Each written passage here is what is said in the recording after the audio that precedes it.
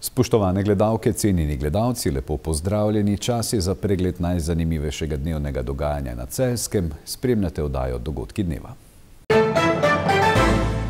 Kmetijska ministrica se je danes mudila na obisku v Spodnji Savinjski dolini.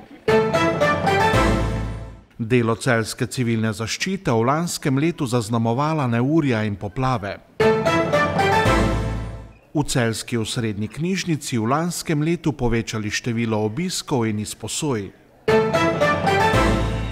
Rokometaši Celja Pivovarne Laško v Ligi prvakov za 2 gola prekratki na gostovanju v Portu. Ministrica za kmetijstvo, gozdarstvo in prehrano Mateja Čalušić se je danes mudila na obisku v Spodnji Savinjski dolini. Najprej je obiskala specializirano govedorejsko kmetijo Čretnik v Pernovem pri Žalcu, ki je usmerjena v prirejo mleka. Naši posnetki so iz Inštituta za hmeljarstvo in pivovarstvo Slovenije ter občine Žalec, kjer se je srečala tudi žalskim županom Janko Kosom.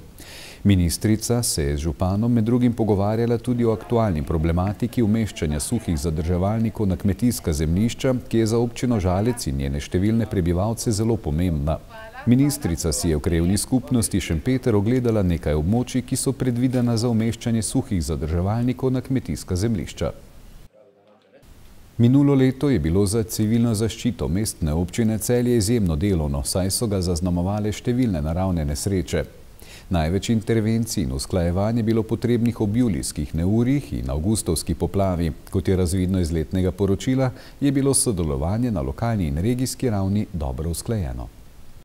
Minulo poletje je v Celju najprej postreglo z neurji, ki so naredila precej škode. V neurju med 12. in 13. 7. 2023 je bilo aktiviranih 16 poklicnih in 6 prostovoljnih gasilcev. Sledilo je neurje v času 17. 7. do 25. 7. 2023. V tem času se je zaradi obsega naravne nesreče aktiviral tudi štab civilne zaščite mestne občine Celje. V tem obdobju se je preko štaba civilne zaščite mestne občine Celje na poklicni gasilski enoti Celje obravnavalo čez 500 intervencij. Sprejetih klicev v dispečerskem centru je bilo preko 900 ter nekaj elektronskih sporočil. A že ko so še odpravljali posledice neurij, je narava znova pokazala zobe. Ob avgustovski poplavi so morali opraviti tudi evakuacijo dela prebivalcev Celja ob Savinji. V času poplav se je štab civilne zaščite prav tako aktiviral. Dne 4. 8. 2023 je bila izvedena evakuacija občanov Celja iz Lisc, Medloga, Špice, dela Trubarjeve ulice, čez mestno jedro do železniške postaje. Trajala je vse do dne 5. 8. 2023 popoldan. ZPO je za evakuirance pripravil dvorano Zlatorog. Civilna zaščita mestne občine Celje je iz svojega skladišča ter o pomoči civilne zaščite Šentjur, civilne zaščite Vojnik in izpostave Uprave Republike Slovenije zagotovila 300 postelj in odej. Gasilci, prostovoljni in poklicni, so izvedli organiziran odvoz evakuirancev. Od 170 zbranih evakuirancev jih je prenočilo 120. Za vse je bila zagotovljena pijača in hrana. To pomeni malica, topla večerja, zajtrk, toplo kosilo. Prav tako je bil organiziran prevoz nazaj na njihove domove. V času naravnih nesreč se je znova pokazala velika solidarnost, saj so na pomoč priskočili številni prostovoljci. Nenazadnje spomnimo, da se je dne 5. 8. 2023 zbralo 160 prostovoljcev, ki so pomagali čistiti poti ob Savinji. Večje število prostovoljcev je pomagalo očistiti drsališče v mestnem parku, 14 avtobusov prostovoljcev in 5 kombijev. Prav tako prostovoljcev je več dni pomagalo pri odpravljanju posledic poplav in neurij v Laškem, Žalcu, Braslovčih, Letušu, Mozirju, Nazarjih, Gornjem Gradu, Škofji Loki, Polzeli. Logistiko za aktivnosti prostovoljcev iz Celja je zagotovila civilna zaščita Mestne občine Celje. Sicer pa civilna zaščita Mestne občine Celje občini pri sanaciji pomaga tudi s podatki s terena. Po zaključku intervencijskih del je tako po sklepu vlade nastopila naslednja faza odprave škode zaradi naravnih nesreč, in sicer faza tako imenovane sanacije.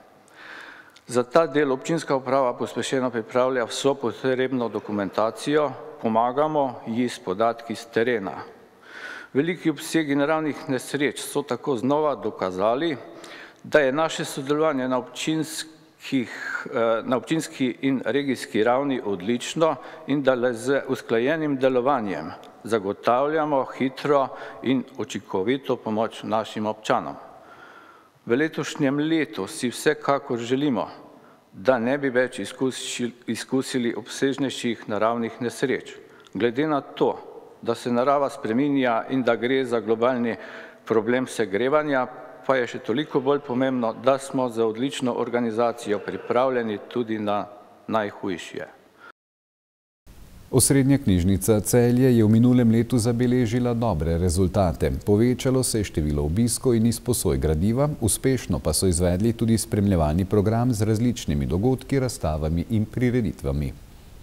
Enote Osrednje knjižnice Celje je lani obiskalo okoli 166 tisoč obiskovalcev, opravili so preko 1 200 000 različnih transakcij, od izposoj do podaljšanj knjig. V Celju so pripravili okoli 150 različnih dogodkov. Med novostmi so lani postavili paketnik, ki omogoča 24-urni prevzem izposojenega gradiva, zadnja novost pa so posodobljeni knjigomati.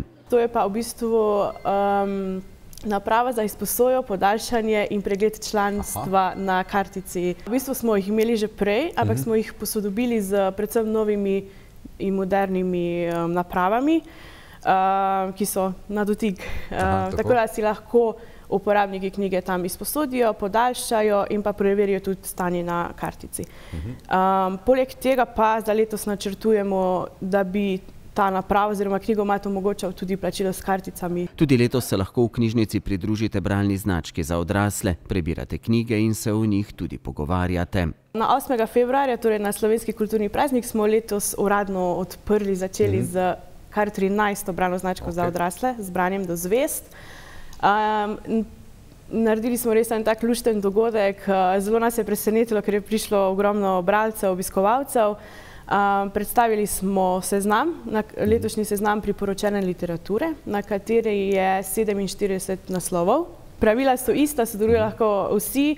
Nagovarjamo tudi mlade, dijake, študente, da se nam pridružijo. Ni to samo za odrasle, za naše stare mame in pa starše, ampak lahko se pridružijo seveda tudi mladi. Vsak prebere vsaj 5 knjig, izpolni kuponček, potem pa se udeleži zaključne prireditve v decembru, kamor vedno povabimo enega avtorja iz seznama literature. Letos 30-letnico obeležuje Univerza za tretje življenjsko obdobje, ki deluje v sklopu knjižnice. Ob tej priložnosti bodo pripravili poseben dogodek. V bistvu se je vse skupaj začelo 11. aprila leta 1994, zato bomo tudi 15. aprila naredili en tak svečan dogodek. V Celjskem domu bomo gostili Boruta Pahorja, nekdanjega predsednika Republike Slovenije, in pa glasbena gostja bo Nuška Drašček. Tako da bo to ena taka svečana otvoritev 30. obletnice, ki jo bomo potem v maju nadaljevali z takim neuradnim festivalom, kjer se bodo predstavili vsi aktivni krožki. Marec pa bo v knjižnici obarvan s poznavanjem češke literature. Odprli bomo kar 2 razstavi v povezavi z češkim pisateljem Karlom Čapkom. Prva razstava je povezana z avtorjem, torej s Karlom Čapkom, druga razstava pa ima naslov Češka književnost skozi oči slovenskih prevajalcev in prevajalk. Razstava se bo odprla naslednji četrtek, 7. marca ob 5. Prihajajo pa tudi zanimivi, oziroma sodelovali bodo zanimivi gostje v povezavi z češko književnostjo. Poskrbimo tudi za glasbo in pa pogostitev z češkimi kolači. Zabavno je vse skozi tudi v knjižnici pri Mišku Knjižku, kjer ob sredah pripravljajo gledališke predstave in ustvarjalne delavnice, v marcu pa bodo zaključili tudi cikel potopisnih predavanj za najmlajše.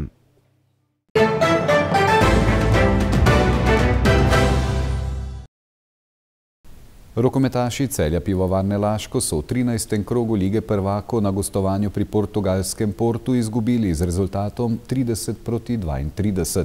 Celjani bodo v nedeljo v državnem prvenstvu gostovali v Kopru. Res škoda, ko gremo nazaj v Celje praznih rok.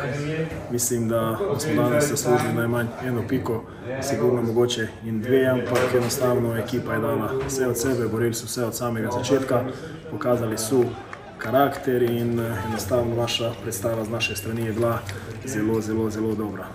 Po taki poti, ko smo imeli, da bi prišli, da prijemo do Porta, enostavno vse ekipa v nadaljevanju ni imela več moči, rotacija je bila čist krajšana, ampak igralci so pokazali karakter, dali so vse od sebe in namestili neke stvari, ko nam manjkajo zdaj v tem trenutku. Nič, zdaj nas čaka še dolga pot nazaj in 2 dni, da se pripravimo za nas zelo pomembno tekmo, ko nas čaka v nedeljo v gostovanju Kopru. Za nami je težka tekma proti ekipi Porta.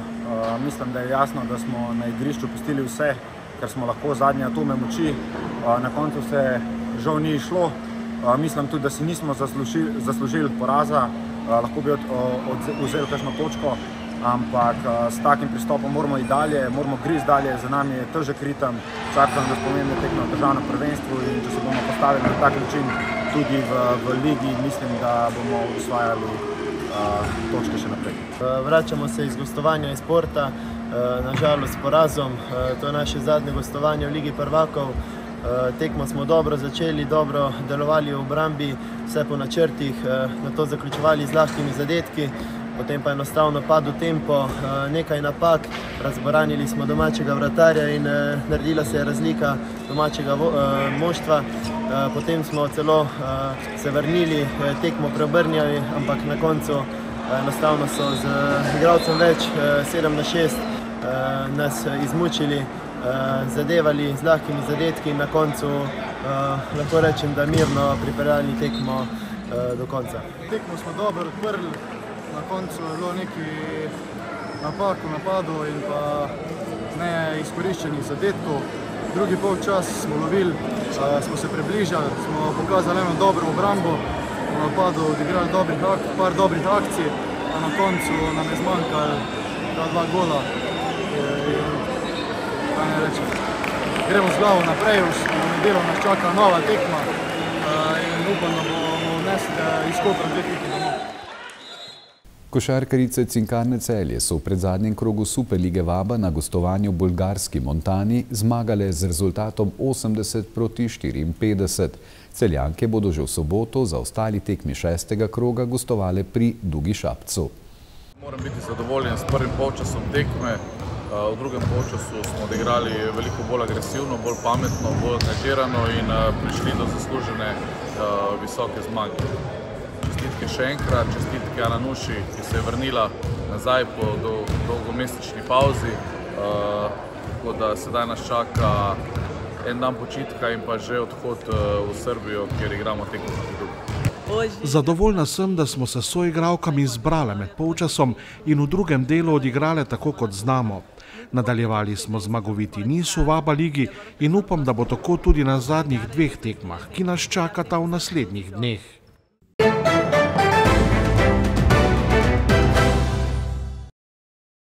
Jutri bo oblačno, dež bo od juga zajel vso Slovenijo in se popoldne umikal proti severu. Najnižje jutranje temperature bodo od 3 do 9, ob morju 12, najvišje dnevne od 6 do 12, na Primorskem okoli 14 stopinj. V soboto in nedeljo bo spremenljivo do pretežno oblačno, predvsem v zahodnih in južnih krajih bo občasno rahlo deževalo. Tudi tokrat zaključujemo oddajo Dogodki dneva z vremensko napovedjo. Hvala lepa za vašo pozornost, bodite z nami ponovno jutri. Lep pozdrav do takrat.